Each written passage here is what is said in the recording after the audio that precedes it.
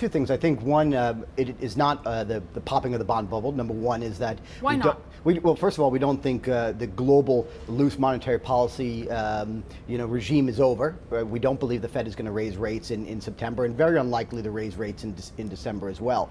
Number two is that there's an enormous wall of money out there of loose liquidity, about 10 trillion estimated, sitting in negative interest rate yielding paper, which as soon as those numbers start rising significantly, I mean the U.S. Curve starts rallying significantly, we see that money pour right back into it and suppress the yield rally. And we saw it on Friday as well when German yields 10 years ticked above negative levels. All of a sudden, everybody rushed from the U.S. into German paper. So I think that wall of money will suppress any type of popping of the bubble.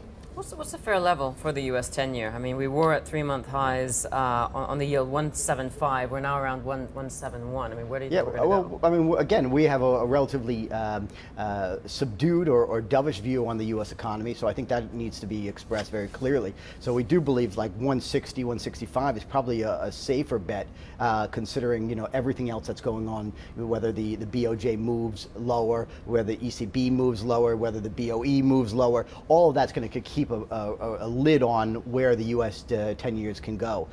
So overall, we think the mixed data of the U.S. is really not going to put too much pressure on the yield curve. And you're saying you'd continue to reload on shorts that you already hold? Correct. Yeah. I mean, we don't believe in this sort of the rally. We think that the dollar rally. We don't believe in this yield rally as well. So we think that looking for more value, chasing that yield, while it might be unattractive and one that's completely overplayed at this point, it's still going to be the best bet out there.